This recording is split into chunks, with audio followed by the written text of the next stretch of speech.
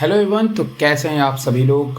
उम्मीद करता हूँ आप सभी लोग अच्छे होंगे। बाहर थोड़ी बारिश हो रही है तो इसीलिए थोड़ा इस चीज़ को ज़्यादा माइंड मत करिएगा अगर आवाज़ में थोड़ी टप टप की साउंड सुनाई दे जाए तो आज के इस वीडियो सेगमेंट में जैसा कि आप सब जानते हैं कि मैंने एनिमल किंगडम की शुरुआत कर दी है। एनिमल किंगडम के कुछ वीडियो आपको डिजिटल बोर्ड पे प्रोवाइड किए जाएंगे जहाँ पे मुझे ज़रूरत लगेगा, और जहाँ मुझे ज़रूरत लगेगा कि आप इस तरह की वीडियो से ज़्यादा अच्छी तरह समझ सकते हैं तो वहाँ मैं इस तरीके के वीडियोज़ आपके लिए लाता रहूँगा। तो आज के इस वीडियो सेगमेंट में हम लोग बात करने वाले हैं अपने अलग अलग फाइलम के बारे में, क्योंकि हमारी क्लासिफिकेशन की ये जो सीरीज़ है ये अब शुरू हो चुकी है और हमारे पहले क्लासिफिकेशन का जो बेस है वो है आपका फाइलम। फाइलम में जब हम लोग बातें करते हैं तो एनिमल किंगडम के अंदर हम लोग फाइलम बोलते हैं, और वहीं पे दूसरी तरफ अगर हम किसी प्लांट के बारे में बताते हैं तो वहाँ पे हम लोग डिवीज़न वाला टर्म जो है वो इस्तेमाल में लेते हैं। तो आज इस वीडियो के अंदर मैं आपसे बात करने वाला हूँ अपने फाइलम पॉरीफेरा के बारे में और साथ में अपने फाइलम सिलेंट्रेटा के बारे में। ये दोनों फाइलम बहुत ही इंपॉर्टेंट होते हैं, स्पेशली अगर हम सिलेंट्रेट्स की बात करें तो सिलेंट्रेट वाला जो फाइलम है वो थोड़ा ज़्यादा इंपॉर्टेंट होता है, क्योंकि उसके अंदर कुछ ऐसे फीचर्स होते हैं। एक बात मैं आपको बताते और चलूँ कि जब आप पूरा का पूरा एनिमल किंगडम पढ़ते हैं तो हर एक एनिमल किंगडम में हर एक एनिमल के ग्रुप में मतलब हर एक फाइलम के अंदर आपको जो है जनरली कुछ ऐसे फीचर्स देखने को मिलते हैं जो केवल और केवल उसी फाइलम के अंदर होते हैं, बाकी फाइलम के अंदर देखने को नहीं मिलते हैं। जैसे एग्जाम्पल के तौर पे अभी हमने कुछ फीचर्स को देखा था कि कोई सीलोमेट था ना, ये सारी चीज़ें बात की थी हमने, तो मैंने बताया था। लेकिन सीलोम का होना ना होना ये कई फाइलम में देखा जा सकता है, लेकिन कुछ ऐसे फीचर्स हैं जो किसी न किसी एक फाइलम के लिए बहुत ज़्यादा इम्पॉर्टेंट होते हैं, तो हमें उन फीचर्स को हाईलाइट करना है। हम आपसे आज उन्हीं फीचर्स के बारे में जो है वो बात करने वाले हैं। तो शुरुआत करते हैं सबसे पहले आपके फाइलम पॉरीफेरा की, और हम बिल्कुल एनसीईआरटी के हिसाब से ही चलने वाले हैं। जैसा कि आप सब जानते हैं कि हमारा जो फाइलम पॉरीफेरा होता है उसका जो बॉडी ऑर्गेनाइजेशन होता है वो सेलुलर लेवल का होता है। ये एक बहुत बेसिक एनिमल होता है, नंबर वन। नंबर दूसरी बात, तो इस एनिमल के अंदर आपको जो जनरली जर्म लेयर जैसी चीज़ें हैं वो यहाँ पे देखने को नहीं मिलती हैं, और इनकी जो सिमेट्री होती है वो जनरली एसिमेट्रिकल होती है, जिसके बारे में मैंने आपको जनरली पहले ही बता दिया है। ये एक मल्टी सेलुलर एनिमल होंगे, क्योंकि एनिमल किंगडम के अंदर जितने भी फाइलम हैं उनमें एक चीज़ सभी में कॉमन है कि सभी जो होते हैं वो जनरली मल्टी सेलुलर होते हैं। लेकिन यहाँ पे बात मल्टी सेलुलर और इनकी नहीं है, यहाँ बात है पॉरीफेरा के सबसे एडवांस और सबसे बड़े कैरेक्टर के बारे में, जिसके बारे में हम सभी को जानना ज़रूरी है, और वो है वाटर करंट कैनाल सिस्टम। दरअसल पॉरीफेरा के अंदर एक ऐसा कैनाल सिस्टम पाया जाता है जो इनके अंदर हर एक काम करता है, जैसे कि रेस्पिरेशन में मदद करना, जैसे कि एक्सक्रीटरी वेस्ट को बाहर निकालने में, जैसे कि फूड वगैरह को एब्जॉर्व करने में। इन सभी चीज़ों के लिए हमारे पॉरीफेरा के अंदर कोई ऑर्गन्स मौजूद नहीं होता है, क्योंकि पॉरीफेरा तो एक बेसिक सेलुलर लेवल का एनिमल है। तो अगर वो एक सेलुलर लेवल का एनिमल है तो जाहिर तौर पे आप इस बात जानते हैं कि उसके अंदर कोई ऑर्गन मौजूद नहीं होगा। तो अगर उसके अंदर कोई ऑर्गन मौजूद नहीं होगा तो वो अपने न्यूट्रिशन के लिए दरअसल डिपेंड होता है अपने वाटर करंट कैनाल सिस्टम के अंदर। तो आखिर ये वाटर करंट कैनाल सिस्टम काम कैसे करता है? पॉरीफेरा वर्ड ही जो है वो स्पॉन्जेस से लिया गया है या स्पंज से लिया गया है। स्पंज का मतलब होता है जब हम किसी भी, स्पंज का काम क्या होता है, जब आप उसको किसी वाटर में रखते हो तो वो सारे के सारे वाटर को वो क्या कर लेता है, सारे के सारे वाटर को वो सक कर लेता है। यही काम पॉरीफेरा करता है। पॉरीफेरा की जो बॉडी होती है वो जनरली, पॉरीफेरा एक्वेटिक ही होते हैं, तो जनरली जो भी वाटर होता है वो इनके बॉडी के अंदर एंटर करता है। ध्यान सुनिएगा, इनकी बॉडी जो पूरी की पूरी बनी होती है, जैसा बगल डायग्राम में आपको दिखाई दे रहा होगा, जो इनकी पूरी की पूरी बॉडी बनी होती है उसको जनरली जो बॉडी बनी होती है उसके बॉडी के अंदर छोटे छोटे पोर्स मौजूद होते हैं। मतलब इनकी पूरी बॉडी पे छोटे छोटे पोर्स होते हैं। उन पोर्स को हम लोग जनरली डर्मल ऑस्टिया कहते हैं। क्या कहते हैं? डर्मल ऑस्टिया कहते हैं। और जनरली ये मानते हैं कि हमारे जो आपके पॉरीफेरा होते हैं उनके ऊपर आपको 3 बेसिक्स लेयर जो है वो देखने को मिलती हैं, और उन तीनों बेसिक्स लेयर में सबसे ऊपर की जो लेयर होती है उस ऊपर की लेयर को हम लोग जनरली पिनाकोडर्म कहते हैं। क्या कहते हैं?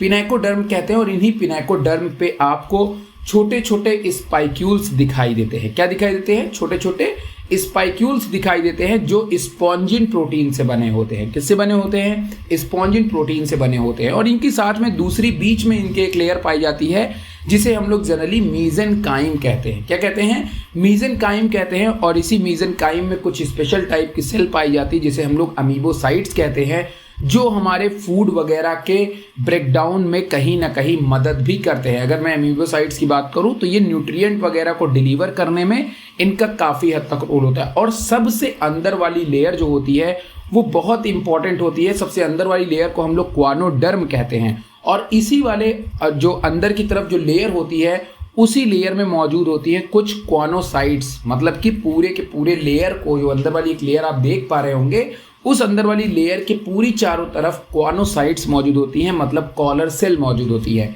यही वो कॉलर सेल्स होती हैं जो आपके एनसीईआरटी में लिखा हुआ है। ये कॉलर सेल जब वाटर डर्मल ऑस्टिया से होते हुए, ध्यान सुनिएगा, जब वाटर हमारे स्पंज में या हमारे पॉरीफेरा में उस डर्मल ऑस्टिया से होते हुए अंदर आती है, तो अंदर आने के बाद वो कलेक्ट होती है। इसके बीच में, पॉरीफेरा के बॉडी के बीच में एक सील पाया जाता है, कैविटी पाई जाती है, जिसे हम लोग स्पॉन्जोसील कहते हैं। जब वाटर स्पॉन्जोसील के अंदर आता है तो उसमें मौजूद जो भी न्यूट्रिएंट होता है वो हमारी जो क्वानोसाइट्स हैं, न्यूट्रिएंट और ऑक्सीजन को वहाँ से कंज्यूम कर लेती हैं।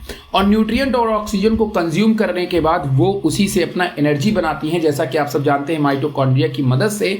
और बदले में जो वेस्ट प्रोडक्ट कार्बन डाइऑक्साइड वगैरह जो होता है उसे वो उसी स्पॉन्जोसील में वापस भेज देती है। ध्यान सुनिएगा, सबसे पहले डर्मल ऑस्टिया से होते हुए जो आपका वाटर है वो किस में आया? स्पॉन्जोसील में आया।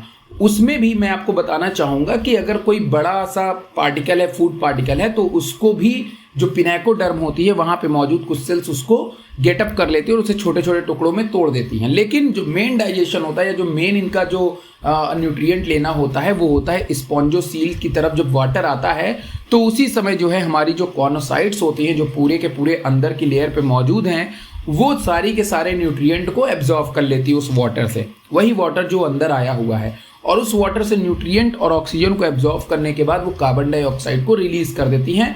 और फिर ये कार्बन डाइऑक्साइड स्पॉन्जोसील से होते हुए ये ऑस्कुलम के थ्रू बाहर चला जाता है। तो कहने का मतलब एक बेसिक सा रूल इनके में काम करता है। सबसे पहले वाटर अंदर की तरफ आता है, और किसके थ्रू आता है? और डर्मल ऑस्टिया के थ्रू अंदर आता है, जो इनके चारों तरफ जो छोटे छोटे पोर्स होते हैं, और फिर उससे पहुंचता है स्पॉन्जोसील में, और स्पॉन्जोसील में फिर पहुंचने के बाद ऑस्कुलम के थ्रू बॉडी के बाहर चला जाता है। तो ये बेसिक मैकेनिज्म जो अभी आपने देखा, इसी को हम लोग बोलते हैं वाटर करंट कैनाल। और ये हर एक पॉरीफेरा के मेंबर के अंदर, मतलब कि पॉरीफेरा में बहुत सारे एग्जाम्पल्स को आपको देखने को मिलते हैं। तो हर एक पॉरीफेरा के अंदर, चाहे साइकोन हो, चाहे ल्यूकोसोलेनिया हो, चाहे यूस्पॉन्जिया हो, हर किसी के अंदर आपको वाटर करंट कैनाल देखने को मिलता है, जो कि दोनों काम करता है, चाहे फूड गैदरिंग का काम हो या फिर चाहे दूसरी तरफ रेस्पिरेशन का काम हो। इनके अंदर जो रेस्पिरेशन होता है वो इंट्रासेलुलर रेस्पिरेशन होता है, मतलब कि रेस्पिरेशन जो डाइजेशन होता है वो इंट्रासेलुलर होता है, मतलब इनके अंदर कोई ऑर्गन मौजूद तो होता नहीं है, तो इनके अंदर ज़्यादातर जो न्यूट्रिशन होता है वो इंट्रासेलुलर ही देखने को मिलता है। साथ में जैसा कि मैंने आपको बताया कि जो इनकी बॉडी होती है वो पूरी तरीके से आपकी छोटे छोटे जो स्पाइक्यूल्स होते हैं उनसे मिलके बनी होती है। इनमें जो सेक्सेस होते हैं वो सेपरेट नहीं होते हैं, मतलब मेल और फीमेल रिप्रोडक्टिव ऑर्गन दोनों एक ही बॉडी पे मौजूद होते हैं। इस तरीके के एनिमल्स को हम लोग जनरली हर्माफ्रोडाइट का नाम देते हैं, मतलब एग और जो स्पर्म्स होते हैं वो दोनों एक ही ऑर्गेनिज्म प्रोड्यूस करता है, एक ही इंडिविजुअल प्रोड्यूस करता है। साथ में ये फ्रेगमेंटेशन के थ्रू एसेक्सुअल रिप्रोडक्शन भी कर सकते हैं। तो इनके अंदर आपको सेक्सुअल रिप्रोडक्शन, एसेक्सुअल और सेक्सुअल दोनों रिप्रोडक्शन देखने को मिलता है। फ्रेगमेंटेशन में इनके ही बॉडी के पार्ट्स अलग होंगे, जो सेल्स होंगी वो अलग होंगी, और उन्हीं सेल से जो है फिर एक नई तरीके के ऑर्गेनिज्म बन करके तैयार हो जाएंगे। फर्टिलाइजेशन, अगर मान लो सेक्सुअल रिप्रोडक्शन कर रहे हैं तो फर्टिलाइजेशन इंटरनल जो है वो जनरली देखने को मिलता है, मतलब कि जो आपकी सेल्स होती है वो अंदर की ही जो है ये गैमेट्स जो है इनके अंदर ही फ्यूज करते हैं आपस में, मतलब जो गैमेट्स होते हैं, क्योंकि बाहर छोड़ नहीं सकते क्योंकि तो बाइसेक्सुअल है। अगर ये बाइसेक्सुअल है तो अपनी ही गैमेट्स को मेल वाला को रिसीव करेगी फीमेल, और उसके बाद में फर्टिलाइजेशन करके ये लार्वल स्टेज में जाएगी। किस में जाएगी? लार्वल स्टेज में जाएगी, क्योंकि ये इनडायरेक्ट लाइफ साइकिल दिखाते हैं, मतलब इनमें लार्वा स्टेज जो होती है वो प्रेजेंट होती है। तो आप कॉमेंट सेक्शन में मुझे बताएंगे कि इनके लार्वल स्टेज को जनरली हम लोग क्या कहते हैं। तो जब ये बड़े होते हैं, जिस समय ये लार्वल स्टेज में होते हैं उस समय इनका स्ट्रक्चर कुछ अलग होता है, और जब ये बड़े एडल्ट होते हैं तो उस समय इनका स्ट्रक्चर कुछ अलग होता है। तो इस तरीके से मैंने आपको एनसीईआरटी की सारी लाइनों को पॉरीफेरा के अंदर बिल्कुल क्लियर कर दिया। कॉलर सेल को याद रखिएगा, जो कि काम न्यूट्रिशन का करता है जिस समय ये आपका करता है। तो जब तक रिप्रोडक्शन की तरफ एक बार मैं और निगाह करना चाहूंगा कि सबसे पहले फॉर्मेशन ऑफ ओवम और स्पर्मेटोजोआ होता है, जो स्पर्म होता है उसका फॉर्मेशन होता है। फर्टिलाइजेशन इंटरनल होता है, place in another sponges, place in another sponges through water current. एक बात यहाँ पे ध्यान में रखिएगा कि जो फर्टिलाइजेशन है वो इंटरनल ही होगा, लेकिन किसी दूसरे में जाना पड़ेगा, गैमेट्स को किसी दूसरे में जाना पड़ेगा। अनदर स्पॉन्जेस में वाटर करंट के थ्रू जो गैमेट्स हैं वो ट्रांसफर होते हैं और वो जाइगोट बनाएंगे। इनके अंदर जो जाइगोट बनेगा उसमें जो लार्वा मौजूद होती है वो लार्वा है आपका एम्फीब्लास्टुला। एम्फीब्लास्टुलर लार्वा जो होती है वो साइफा का एक एग्जांपल है। पैरेन्काइमुला जो लार्वा होती है वो ल्यूकोसेलेनिया में देखने को मिलता है। ये सभी क्या है, ये सभी पॉरीफेरा के अलग अलग मेंबर्स हैं, ठीक है। और उसके बाद में आपको यहाँ पे 3 तरह के लार्वा अलग अलग में देखने को मिल जाते हैं। तो इस तरीके से आपको मैंने पॉरीफेरा का ग्रुप बता दिया है। अब हम लोग बात करने वाले हैं एक नेक्स्ट ग्रुप के बारे में, और ये नेक्स्ट ग्रुप अब बहुत इंपॉर्टेंट होने वाला है, क्योंकि अब मैं बात करने जा रहा हूं आपसे जो अगले ग्रुप के बारे में। उस ग्रुप का नाम है आपका सिलेंट्रेटा। सिलेंट्रेटा क्यों इंपॉर्टेंट बन जाता है, पहले इसकी तरफ हम नजर डालते हैं, क्योंकि सिलेंट्रेटा के अंदर आप 2 चीज देखते हैं। सबसे पहले इसकी बॉडी में हमें पॉलीमॉर्फिज्म देखने को मिलता है। क्या देखने को मिलता है, पॉलीमॉर्फिज्म देखने को मिलता है। पॉलीमॉर्फिज्म का मतलब होता है कि इनकी बॉडी में, मतलब इन ऑर्गेनिज्म में 2 तरह की बॉडी का फॉर्मेशन देखने को मिलता है। एक होता है मेड्यूसा और एक होती है पॉलिप, जिसके बारे में हम अभी डिटेल में बात करने वाले हैं।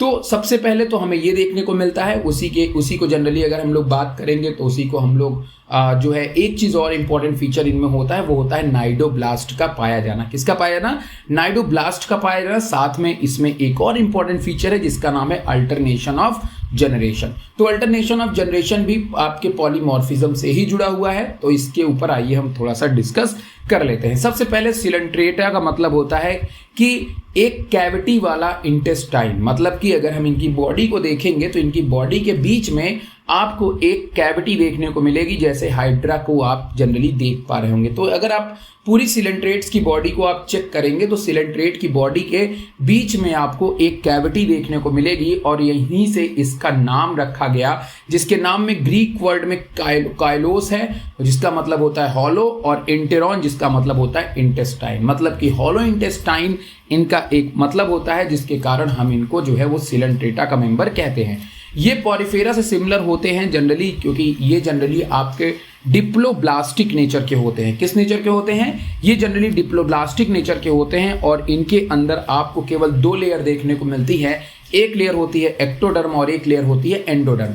मीजोडर्म यहाँ पे मौजूद नहीं होती है, लेकिन मीजोडर्म की जगह पे एक एक्स्ट्रा लेयर होती है जिसे हम लोग जनरली मीजोग्लिया कहते हैं। क्या कहते हैं, मीजोग्लिया कहते हैं। बाकी अगर मैं इनकी सिमेट्री की बात करूं तो ये रेडियल सिमेट्री शो करते हैं, जिसके बारे में मैंने आपको पहले ही बता दिया है। आइए इनके कुछ जनरल फीचर्स के बारे में हम बात करते चलते हैं। सबसे पहले अगर मैं इनके हैबिटेट्स की बात करूं तो ये एक्वेटिक एटमॉस्फेयर में और ज़्यादातर ये मरीन एनवायरनमेंट में भी सर्वाइव कर सकते हैं। हैबिटेट की बात करूं तो ये कॉलोनीज में रहना पसंद करते हैं, और अगर ये अकेले हैं तो हम इनको जूट्स कहते हैं। क्या कहते हैं, जूट्स कहते हैं। अगर ये अकेले कहीं पे मौजूद है तो हम इनको जूट्स का नाम दे देते हैं। बाकी रही बात जर्म लेयर की, तो इसमें 2 जर्म लेयर आपको देखने को मिलता है, कोई इशू ही यहाँ पे नहीं है। जो बॉडी होती है इनकी, उस बॉडी में सिंगल ओपनिंग होती है। ध्यान रखिए, जैसे हमारी बॉडी में आपको 2 ओपनिंग देखने को मिल रही है। एक आपको नोज देखने को एक आपको माउथ देखने को मिल रही है।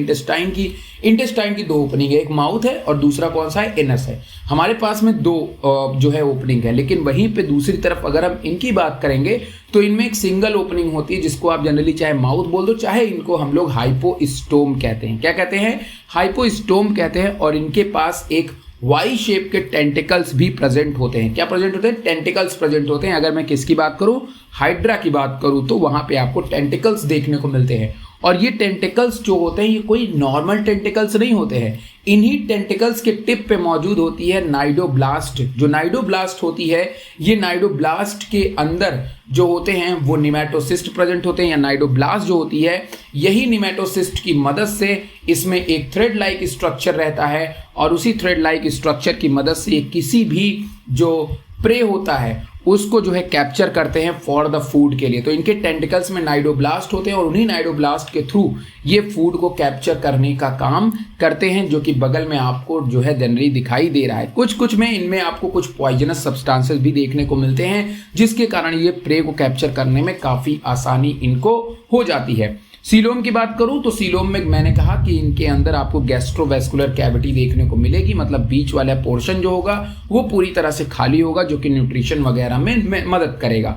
Nematocyst organ of capturing and paralysing prey, जैसा कि मैंने आपको कहा कि इनके अंदर जो निमेटोसिस्ट या जो नाइडोब्लास्ट होता है उसका काम होता है प्रे के ऊपर अटैक करना और उसे इनएक्टिव कर देना, ताकि ये इसे इजीली तरीके से कंज्यूम कर सके। न्यूट्रिशन ये होलोजोइक होता है, मतलब हर तरह के न्यूट्रिशन को ये गेदअप करते हैं। साथ में डाइजेशन जो होता है वो इंट्रासेलुलर भी होता है और एक्स्ट्रा सेलुलर डाइजेशन भी देखने को मिलता है अलग अलग ऑर्गेनिज्म के अंदर। तो ये जो मैंने आपको फीचर्स बताए ये तो कुछ फीचर्स हैं आपके। अब थोड़ा सा हम लोग इत्मीनान से नाइडोब्लास्ट के बारे में और बात कर लेते हैं। नाइडोब्लास्ट जो होता है, जिसको हम लोग नाइडोसाइट्स बोलते हैं, ये कुछ स्पेशल टाइप की सेल्स होती हैं और इन सेल्स में आपकी मौजूद होती है कुछ स्टिंगिंग कैप्सूल्स। स्टिंगिंग कैप्सूल मतलब ये टेंटिकल्स के ऊपर ही मौजूद होते हैं। देखिए सेक्शन काट के दिखाया हुआ होगा आपको बगल डायग्राम में। तो ये जो होते हैं ये बिल्कुल नुकीले से आगे की तरफ इसमें जो होते हैं वो इनके ट्रिगर्स मौजूद होते हैं और अंदर की तरफ जो होता है वो पूरा एक निमेटोसिस्ट मौजूद होता है। जब ये किसी प्रे के ऊपर अटैक करते हैं तो अपने जो थ्रेड होता है उससे पूरी तरह से उसको लपेट लेते हैं और इनके बीच बीच में जो कांटे होते हैं उससे उनको बिल्कुल जकड़ लेते हैं। और cnidoblast are uses to encourage defence and capturing of prey, और इस तरीके से ये अपने प्रे को कैप्चर करते हैं फूड के लिए। तो जनरली हर तरह से अपने डिफेंस के लिए भी यूज करते हैं, अपने न्यूट्रिशन के लिए भी यूज करते हैं। तो नाइडोब्लास्ट एक इंपॉर्टेंट स्ट्रक्चर है। निमेटोसिस्ट क्या है? निमेटोसिस्ट पूरा का पूरा एक पाउच होता है जो नीचे की तरफ मौजूद होता है और ऊपर की तरफ एक थ्रेड स्ट्रक्चर होता है जिसको फेंक करके ये प्रे को कैप्चर करता है और इस पूरे स्ट्रक्चर को हम लोग नाइडोब्लास्ट का नाम जनरली दे देते हैं। रेस्पिरेशन की अगर हम बात करें तो respiration and excretion are compose by simple diffusion, मतलब इनकी बॉडी से ही सीधे के सीधे चीजें जो होती हैं वाटर के अंदर डिफ्यूज हो जाती हैं और ये रेस्पिरेशन का काम करते हैं और एक्सक्रीशन का काम करते हैं। उसके लिए पर्टिकुलर ऑर्गन इनके अंदर मौजूद नहीं होते, क्योंकि इनके अंदर भी हमें जो है वो टिश्यू लेवल का ऑर्गेनाइजेशन जनरली देखने को मिलता है, मतलब बहुत अच्छे ऑर्गन्स लेवल का ऑर्गेनाइजेशन देखने को नहीं मिलता है। सर्कुलेटरी सिस्टम पूरी तरह से एब्सेंट होता है। नर्वस सिस्टम जो होता है वो होता तो है लेकिन उतनी अच्छी तरह से डेवलप नहीं होता है। अब हम दूसरी सबसे इंपॉर्टेंट चीज जो बात करेंगे सिलेंट्रेटा के अंदर वो है इनके पॉलीमॉर्फिज्म के बारे में। दरअसल जो सिलेंट्रेटा होते हैं वो पॉलीमॉर्फिज्म शो करते हैं। पॉलीमॉर्फिज्म का मतलब होता है कि इनकी बॉडी के दो लाइफ फॉर्म होते हैं। अगर आप इसको डिटेल में पढ़ना चाहते हो तो मैं नीचे एक वीडियो की लिंक डाल दूंगा, आप उसको भी देख सकते हैं। दरअसल क्या होता है कि पॉलीमॉर्फिज्म का मतलब होता है, जैसे अगर आप एक हाइड्रा को देखिए तो हाइड्रा का आपको लगेगा कि हाइड्रा बिल्कुल ऐसे हाथ फैलाए खड़ा हुआ है। जब वाई शेप का कोई स्ट्रक्चर आपको देखने को मिले तो समझ लीजिए उस स्ट्रक्चर को हम लोग बोलते हैं पॉलिप। क्या बोलते हैं बेटा? उस स्ट्रक्चर को हम लोग बोलते हैं पॉलिप। और अगर कोई अम्ब्रेला शेप का जैसे जेली फिश टाइप का अगर कोई स्ट्रक्चर आपको देखने को मिले तो समझ लीजिए कि वो स्ट्रक्चर है आपका मेड्यूसा। क्या है? मेड्यूसा। तो दरअसल यही स्ट्रक्चर्स होते हैं जिनको हम लोग जनरली पॉलिप और मेड्यूसा कहते हैं और ये एक ही ग्रुप में मौजूद हैं। जैसे अगर मैं एग्जांपल के तौर पे मैमल्स की बात करूंगा, किसी की भी स्ट्रक्चर की बात करूंगा तो एक कॉमन शेप होगा, या मैं ह्यूमन की बात नहीं कर सकता या मैमल्स की बात नहीं कर सकता, सभी में पॉलीमॉर्फिज्म दिख सकता है, ऐसी बात नहीं है। लेकिन मैं एक एग्जांपल बता रहा हूँ, इनकी जो बॉडी फॉर्म होती है वो दो तरह से होती है। एक होती है पॉलिप जिसमें वाई शेप का होता है, जैसे आपका हाइड्रा हो गया, सी एनिमन हो गया, और एक होता है आपका जनरली मेड्यूसा। ठीक है ना? तो जिस फाइलम के अंदर इस तरह से दो बॉडी फॉर्म मौजूद होते हैं उसे जनरली हम लोग बोलते हैं कि उनके अंदर हमें पॉलीमॉर्फिज्म देखने को मिलता है। तो पॉलिप के उस स्ट्रक्चर को हम लोग सेसाइल स्ट्रक्चर बोलते हैं, नंबर 1। और ये जनरली एसेक्सुअल स्टेज शो करते हैं। कैसे स्टेज शो करते हैं? Asexual stage. अब बोलोगे सर इसका क्या मतलब है? देखिए बहुत सारे ऐसे ऑर्गेनिज्म सिलेंट्रेटा में होते हैं जिनके अंदर पॉलिप स्टेज भी देखने को मिलती है और जिनके अंदर मेडुसा स्टेज भी देखने को मिलती है। ऐसे एनिमल के अंदर जो पॉलिप होता है वो एसेक्सुअल रिप्रोडक्शन करता है। अभी एक एग्जांपल मैं आपको बताता हूं तो आपको समझ में आ जाएगा। आपने ब्रायोफाइटा देखा था? यस सर, देखा था। ब्रायोफाइटा को आपने देखा होगा कि उसके अंदर गैमेटोफाइट स्पोरोफाइट पे डिपेंड करता था और स्पोरोफाइट गैमेटोफाइट पे डिपेंड करता था। सेम यहां पे भी यही चीज एक एग्जांपल सिलेंट्रेटा का होता है, जिसके अंदर जो हमारा सिलेंट्रेट होता है वो दरअसल जो मेड्यूसा होता है वो पॉलिप पे डिपेंड करता है, मतलब मेड्यूसा बनता है पॉलिप से और पॉलिप बनता है मेड्यूसा से। इसी चीज को हम लोग जनरली बोलते हैं alternation of generation in coelenterate. मतलब कि ध्यान से अगर आप इस लाइफ साइकिल को देखें जो बगल में आपको दिखाई दे रही है, इस लाइफ साइकिल के अंदर ओबीलिया की एक लाइफ साइकिल एग्जांपल के तौर पे मैं आपको दिखा रहा हूं। अगर इसके अंदर देखें तो ओबीलिया एक ऐसा एनिमल है जिसके अंदर पॉलिप स्टेज भी देखने को मिलेगी, वाई शेप वाली भी, और इसके अंदर आपको मेड्यूसा भी देखने को मिलेगी। तो मेड्यूसा जो होती है वो गैमेट्स प्रोड्यूस करती है, वो सेक्सुअल रिप्रोडक्शन करवाती है, और पॉलिप जो होता है वो फ्रेगमेंटेशन जैसी चीजें कर सकता है, वो जनरली आपका एसेक्सुअल रिप्रोडक्शन परफॉर्म करता है। तो एग्जांपल देखिए आप, यहाँ पे आपको सबसे पहले एक फुली डेवलप जो है वो पॉलिप देखने को मिल रहा होगा, और फिर उससे पूरी एक कॉलोनीज बन गई जिसके अंदर बहुत सारे मेड्यूसा भी मौजूद थे। देखिए मेड्यूसा लिखा हुआ है। फिर जो फीमेल मेड्यूसा थी उसने एग रिलीज किया, और किसी दूसरे कॉलोनी से एक मेल जो मेड्यूसा था उसने स्पर्म रिलीज किया, और फिर ये जाइगोट बन गए, और जाइगोट बनने के बाद फिर से जाकर के किसमें कन्वर्ट हो गए, ये कन्वर्ट हो गए आपके पॉलिप में। किसमें कन्वर्ट हो गए, पॉलिप में। और फिर इन्हीं पॉलिप का डेवलपमेंट हुआ तो क्या बन गया, मेड्यूसा बन गया। तो ओबीलिया की इस लाइफ साइकिल के अंदर जैसा कि आप देखने को मिल रहा है कि आपको दोनों स्टेजेस देखने को मिल रही हैं, और इस तरीके की लाइफ साइकिल को ही हम लोग अल्टरनेशन ऑफ जनरेशन का नाम जो है वो देते हैं। क्लियरली समझ में आ गया सभी को? ओके। तो पॉलिप और मेड्यूसा में आई थिंक अब आपको कोई भी दिक्कत मौजूद नहीं होगी। जनरली ऐसे ऑर्गेनिज्म जिनमें पॉलिप स्टेज मौजूद होती है जैसे कि हाइड्रा जो होते हैं वो जनरली आपके एसेक्सुअल रिप्रोडक्शन ही करते हैं, जैसे कि बडिंग हो गया। तो बडिंग को करते हैं, फ्रेगमेंटेशन भी करते हैं। तो budding and fragmentation is a example of polyp को आप याद रखिएगा, हाइड्रा को आप भूलिएगा नहीं, बहुत दफे आपने उसके एग्जांपल को देखा है। जबकि अगर कोई एनिमल मेड्यूसा स्टेज में है तो वो जनरली चाहता है सेक्सुअल रिप्रोडक्शन करना, ना कि एसेक्सुअल रिप्रोडक्शन करना। और जिस एनिमल के अंदर इस तरह का लाइफ साइकिल देखने को मिलता है, asexual polyploid generation alternate to sexual medusa, मतलब जिनके पॉलिप और मेड्यूसा दोनों देखने को मिलता है, ऐसे एनिमल में हम बोलते हैं कि इनमें मेटाजेनेसिस होती है। क्या होती है? मेटाजेनेसिस होती है। तो मेटाजेनेसिस जो टर्म होता है वो इसी लाइफ साइकिल के लिए यूज किया गया है जिस लाइफ साइकिल को मैंने आपको अभी दिखाया। सिलेंट्रेटा में एक बहुत ही शानदार एग्जाम्पल होता है जो है आपका कोरल्स। कोरल जो होता है वो पूरे समुद्र के अंदर फैला हुआ होता है। आपको दिखने में लगेगा कि ये कोई जीव तो है ही नहीं है, ऐसा लगता है कि जैसे ये किसी आर्किटेक्चर ने इसको डिजाइन किया, इसको बनाया हुआ है, बट दरअसल वो कैल्शियम कार्बोनेट की बनी हुई कोरल्स होती हैं, जो कि बगल में आपको दिखाई दे रहा होगा डायग्राम में। जो हमारी कोरल्स होती हैं उनका जो स्केलेटन सिस्टम होता है वो पूरी तरीके से किससे बना होता है, वो पूरी तरीके से कैल्शियम कार्बोनेट से बना होता है, और अंदर की तरफ ये भी पूरी तरह से हॉलो होती हैं जहां पे ये अपने न्यूट्रिशन वगैरह को गैदर करने का काम करती हैं।